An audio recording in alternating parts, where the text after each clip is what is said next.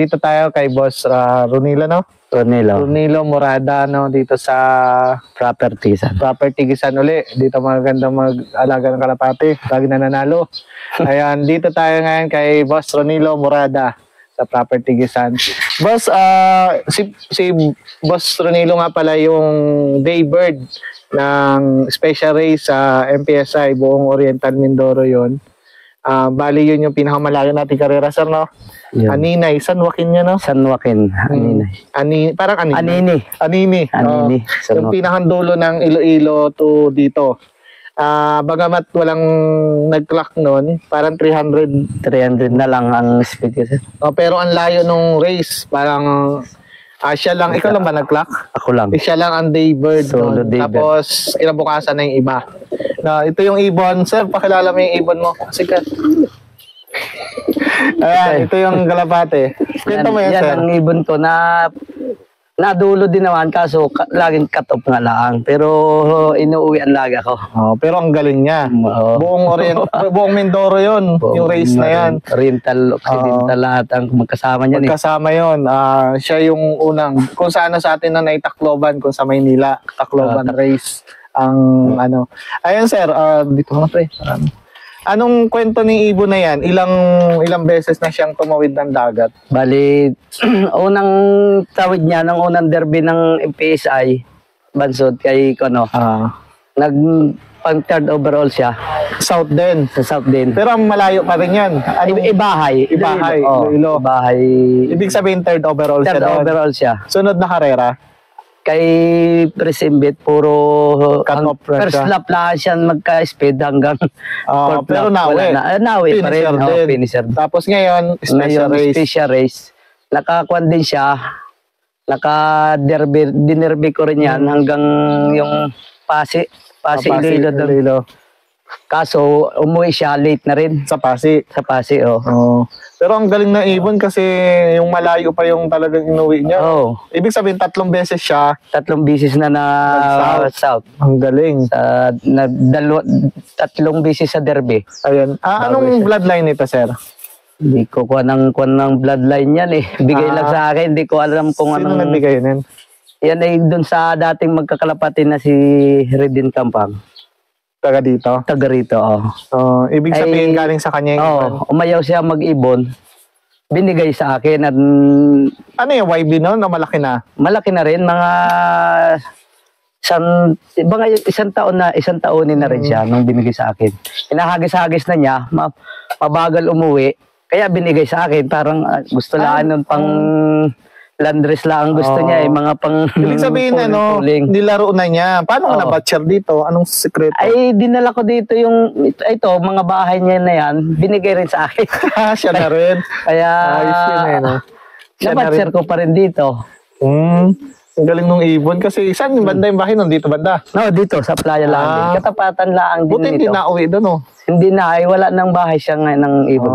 Ibig sabihin talagang dito siya mauwi. Dito na talaga siya nauwi. Ang galing nung ibon, Dito mo, kala ko nung YB, dito na siya. Hindi. Ibig sabihin, na-race na niya. Na-race niya. Mabagal umuwi. Yun. Binigay niya sa akin. Sabi, iyon na yun. Ayun. Sinubo ko dito sa South. Kailan ka nag-umpisa magkalapati, sir? 2022. 22. Ay, bago. Parang newbie ka rin. Newbie. Anong mga club yung kasali ka? Unang sinalihan ko na club ay sa CFC. CFC? CFC. Kay El Rey. Tapos, BPHA. Sa BIPA. Tapos, SBPU. Tapos MSB, MPSI yan. Kay Buskikan. Ayan, ano yung sistema mo sa pag-iibon? Ayan, paano mo nahiligan pala muna magkalapate? Dati, bata pa naman ako, may kalapate na ako doon. Yung mga kalapating kuwan lang dyan. Ang dami ko dating kalapate nung bata pa ako. Ibig sabihin noon pa talaga na mahilig na kalapate. Tapos bumalik ka lang? Bumalik lang. Nung kuwan nito at yung mga tropa ko tulad ni Kuya Ikil, yung nagbigay nga sa akin ng ibon, para nainganyo ulit akong mag-alaga. Sabi ko, kuwan ako ng mag-alaga ng ibon. Kaya sabi ko sa kanila, kuwan ako ng magandang lahi ng ibon na yung magpaturo ba sa kanila. Ay, ibig sabihin sila yun yung nagturo sa iyo. Sila yun, yung nagbigay nga sa akin, yun lang ang naghikayat sa akin sa club na yan na magsali. Ayun, nung unang sali mo sa karera, South or North? Sa South muna kami ng Sipsi. Kamusta yung laro niyo? 100 days. Okay naman sir, maganda sana ang uwi ng ibon ko, kaso diretso doon sa nyug. Ayos ang dating niya, nasa tamang oras. Ang problema na rin, nasa nyug. Pupunta sa nyug. Ayun. Pero kamusta? As a newbie? As a newbie, nakakuan yun sir, naka-finish siya. Sabi nga sa akin nung nagturo sa akin, batuhin mo, pababain mo kasi dapat maiklak mo yan at nakakuan yan eh. Ayun, sabi ko, hirap ng bato doon sa kabilang nyugat doon matataas ang nyug. Pero at least pauwi ka, South yun. South, dito, Norte din sir. Pangasinan. Hindi lang, dito lang sa kuan lang yun. 100 days ng... tawid na konti. Tawid lang, Puerto. Yan. Ibig sabihin yun ang unang race mo. Yun ang una ko. Ay sir, makakwento lang natin, mabalik lang tayo doon sa special race natin. Ano yung sistemang, sabi mo nga puro cut-off siya, pero nag-third overall siya sa MPSI sa unang laro. Ano na yung sistema mo, bakit umuwi? At palagay mo sa iyo, ano yung pinakang motivation niya or bakit umuwi siya sa gamot ba? Kasi special race yun, malayo yun. Sa kon lang yun sir. Sa gamot, ang binabigay kong gamot lang dyan, Super B12, saka yung Ideal. Tapos? Yun lang bago may electrolyte din akong painom. Yun lang. Huli na ako gumamit ng probiotic na yun eh. Ibig sabihin yung karera kasi natin, yun yung parang Tacloban sa Maynila. Kasi special race yung buong Mindoro kasama Occidental. Anong pag-uwi ng ibon, anong naramdaman mo siya? Ay, masaya talaga sir. Kasi wala pa nag-clock doon. Sabi ko, salamat na mo yung ating kaibigan, Daybird pa. Wala kahit isang nadatay. Pagkadating namin galing liguan, tiningnan ko ulit yung sa clocking sa iyo na. Wala talaga kahit isa. Maya-maya nung nandiyan kami nagkakwentuhan nung anak ko. Tinanong ako ng anak ko, "Pa, kamusta ibon mo?" "Wala pa nga eh." Sabi, "Ayan pa may parating na isa Sabi ko, "Yan na, akin na yan." Gabi na masilim na. Sabi ko, "Akin na yan." Yun, sabi ko, tinisting ko, i-clock pa rin ay 300 ko, maya-maya dami na nag-congrats sa akin. Kasi mahirap talaga yung karera na yon kasi marami daw sakbit doon. Magaling talaga yung ibon kasi buong Mindoro yon kasi kalaban natin kasama o kalaro natin yung Occidental. Ako nga wala akong pauwi doon. Dalawa yung kinarga ko. Sa kasamang pala hindi na ako na nakauwi. Ibig sabihin maganda talaga yung ibon, magaling. Magaling din ikaw kasi kayo nagkiniti Ayan. Sir, ano yung advice mo sa mga newbie or papasok sa pag-alaga ng kalapate o pag-race? Sa advice ko sa mga newbie, laban lang, testing lang ng subok. Hindi natin makakamtan yan hanggang hindi natin susubukan natatapos. Kahit gulong, subok lang na subok. Ako, ang tagal ko na mula 2022, panay din ang pooling ko kahit hindi nahawi yung kalapati ko. Malay, masabi ko baka surprise ako nito. Makauwi. Pooling din ako ng pooling. Ngayon may foundation ka na sa sunod na South. Wala ko konting hiniti na lang yan kasi nag-third na gano'n na. Sana yung mga anak ay maganda rin yung pauwi sa iyo. Ayun sir, sa sistema sa breeding sir, sino nagturo sa iyo? Anong sistema mo sa breeding? Wala yan sir, kung alin lang yung sabi ko, kung alin lang yung magaling na ibon sa bago tulad yun ng yung aking panayon. Pag maganda mga lahi lang. Ibig sabihin may anak na ito dito? Wala pa? Meron na. Na-try mo na? Hindi pa? Ngayon, tinatry ko pala ngayon. More north? Dito sa South. May laro ka ngayon? Mamaya, pag may sa BIPA. Ibig sabihin may anak na alaro yon? May anak na alaro. At sabi ko, subukan ko yung anak. Baka gumaya sa tatay. Maganda yun kasi nasa bloodline naman yun eh. Mm. Ayan, sa breeding sir, anong adjustment o sistema? Nagbe-flashing ka ba? Ayun, purga lang nagawa ko dyan sa breeding ko. Napahingahan ko din pag pag yung tulad ganyan nakapispis, kwanto muna.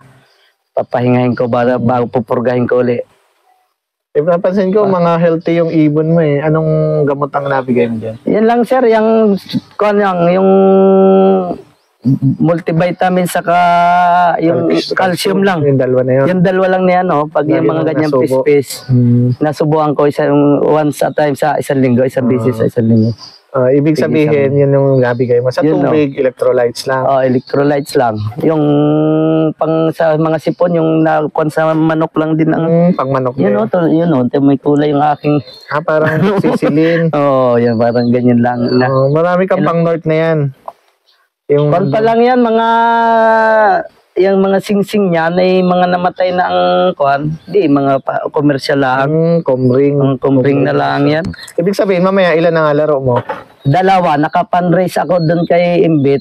Yung isa ko dyan nakapanrace bago may entry pa akong isa sa derby. Anak na yun nung sa special race. Yun ang subukan. Kaya anak nung nag-anak. Sa derby sir, yun lang talagang sistema mo. Yun lang, may kakaiba ka bang? Wala, yung painom ko lang ngayon pag pag hindi tumuka sila ng mani o ng mais, nasupakan ko. Nasupakan ko sila para may pabaon lang. Yun lang. Ano yan, sa loading na? Bago mag-loading ako, pag dito pa lang sa bahay, nasupakan ko na ng mani at saka ng mais. Yun lang. Mga ilang piraso yun sa isang ibon? Pag kung ilan yung mapili ko lang dyan sa aking pagkain, mga 10. Yun yung nasupak mo. Ayun lang, nasupak ko eh. Sa motivation, napansin ko may pispis siya. Ibig sabihin, mas okay na inari siya na may... Mas okay yun sir, yung aking provincial race na yun, nung sabi ko nga doon sa aking mga kasama nung nagludig, maaway ang ibong ko at may pispis yun. Sabi may aawi yan eh. may naghahintay sa kanya dito. Kaya sabi ko sa kanila maaway ang ibong ko. Ayun sir, congrats again sa special race. Medyo sikat ka hanggang Occidental eh. At sa Kalapanang kasi laban ng buong Mindoro. Ibig sabihin ikaw yung Daybird. Talagang yung pangalan mo dito sa pag-iibon sa Mindoro. Sir, may isa shoutout ka bang kasamahan natin? Shoutout lang dun sa dalawa ko laging kasama magluding, kay Consial Ikil, Luterio at kay Christian Magsino. Mga konsyal dito. Yun lang ang aking mga laging kasama. Libre na nga pag nagatos eh. Sila ang nagagas. Sabi nga ni Consial Christian, baka siyan si Murada pa ang makapagpawi. Tayo ba? Ay, totoo nga yun nangyari. Ikaw pa magpauwi. Pero may kinarga ba sila? Meron din sir. 2 kay Consial Christian, isa kay Consial Ikil. Ay may ilang may ring inalaro iwatay mo ngayon. May OMFC si Consial Ikil. Wala dyan si Consial Christian sa Palawan. Sa Palawan. Ayan boss, salamat ng marami sa pag-welcome dito. And pasensya na sa abala. And good luck sa race mo sa linggo. Ito yung selyo. Selyo po nga niya. Special. Yung tatak niya sir. Tatak. Ito yung first clacker. Rocker na Daybird lang. Daybird. Ito yung malayo yung race. Ito yung combine kasi ng buong Mindoro. Combine. Ano yung cock, sir? Cock. Dalawang tatak nito? Ayun sa MPSI. Kasukuan din siya. Yan pa yung una ang tagal na yung tatak niya na. Yung first derby pa. Ito yung sa MPSI? Pangilan to sa MPSI? Wala na. Pero kanyan yung puro cut off yan, 2. Ganda ng motor. Nung pagdating, anong gabi na dyan? Diyan pa bumaba yan. Madilim na. Anong oras? Mga 6:10 yata yun, 6:20. Naligo pa kayo, no? Nakaupo kayo sa train. Naligo kami doon sa Rosalinda nung uwi namin. May asawa pala siya, may nasubuan. May nasubuan. Sabi ko nga, mawi yan at may Bagong pisa yung panin. Pag may pispis yan, ayos umuwi. Inaos na doon. Ha? Sir, patang ko na nga sir. Bagong kuha ko ng panari eh.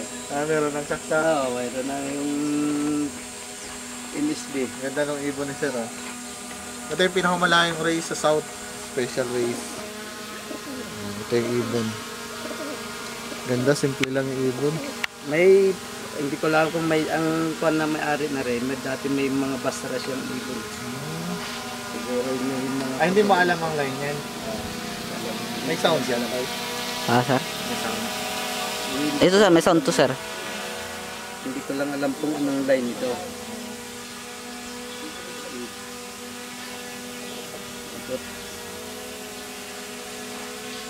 Ilang sound na to? Dalawa. Dalawa. Galing. Tatlo na pala. Gawa nung kay... Sender. Oo. Galing ng Ay, ibon na yan. puro panlanga. Kulang pa sa initi. Patsok-tsok daw ako. Wala yung sa initi. Bagong pan lang nung... Ay, ito yung sa MPSA ngayon. Yung sa provincial. Ano yung asawa niya? DRTC. DRPC. Yan binigay sa akin ni Consial Ikil yan. Pinaris ko. Sabi ko, pera muna ako ng paparis ko nga din. Gandang ibon. Ayos din, inauwian din ako eh. Kulang pa sa... Kulang lang sa kuhan ito. Bago newbie lang tayo sa larayan ng pagkakalapati eh. Lagyan mo na sir.